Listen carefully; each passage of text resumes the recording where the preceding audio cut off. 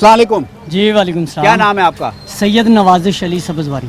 सैयद नवाजिश अली सब्ज़वारी। इतना खर्चा अपने नाम पे कर दिया, बाकी क्या करेंगे आप? हमारी हुकूमतें अपनी गाड़ियों पे इतना खर्चा कर सकती है तो हम अपने नाम पे क्यों नहीं कर सकते?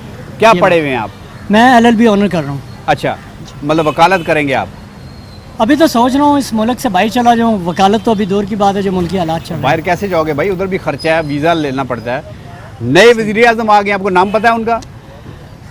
कठपुतलियाँ हैं, जो भी आएगा। नाम पता है उनका? काकड़ साहब आए हैं। अनवारुल्लाह काकड़ जी साहब सर। अच्छे इंसान हैं बहुत। एक तो वो गरीब इलाके से हैं, लोगों के मसले मसाइल समझते हैं, ठीक है। तो इसलिए आप शाहजी खुल के बात करें, बताएं काकड़ साहब को, बताएं कि क्या क्या स्टेप उठाए हैं आप जैसी यूथ के लिए जो पढ़ लिख के इस तरह फिर रहे हैं, फाइलें उठाई, अपनी दरखास्तें उठाई, खुल के उनसे बात करें आप। ये 8-10 सेवियाँ मैंने इस एनवेलप में रखी हुई हैं, हाँ, जो बांट रहे हैं। होना कुछ भी नहीं है। कुछ नहीं। और एक शेर मेरे माइंड में आ रहा है कि अजब रस्म है चारा घरों की महफिल में, हाँ, लगा के जख्म नमक से मसाज करते हैं। वाह। गरीब शहर तो तरसता है एक निवाले को, अमीर शहर के कुत्ते भी राज करते हैं। राज करते हैं। और काकड़ साहब के लिए मेरा स्पेशली एक शेर है कि दीमक तने को चाटती जाती थी मगर हम, दीमक तने को चाटती जाती थी मगर हम कितने मगन शजर की निगहबानियों में थे।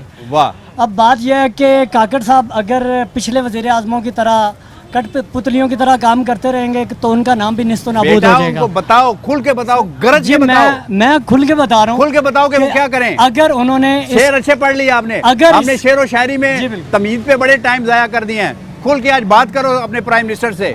प्राइम मिनिस्टर साहब से मैं बस यही कहना चाहूँगा कि जब कभी भी हमारे मुल्क में कोई ऐसे प्रोग्राम लॉन्च करें जिनमें हमारी यूथ जो हम जैसे बेरोज़गार हैं उनके लिए मौके फराहम कर सकें, ताकि हमें जो है ये दर बदर ना फिरना पड़े।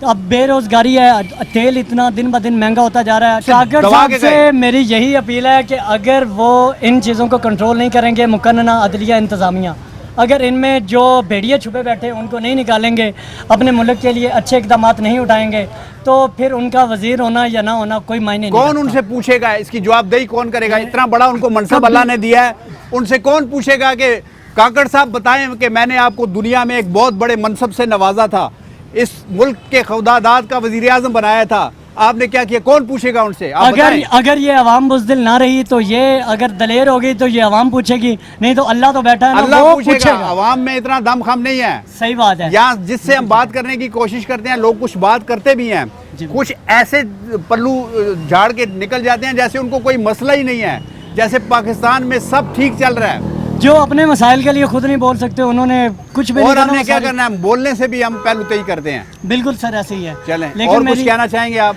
सर बस मेरी उनसे यही अपील है कि खुदारा अपने आप को कठपुतली होने से बचाएं और मुल्क के लिए एक हुब्बुल वतनी के तहत काम करें, ना कि गरीब आवाम के लिए काम करें, ना कि किसी गैर एजेंडे के लिए। बहुत शुक्रिया आपका। Thank you.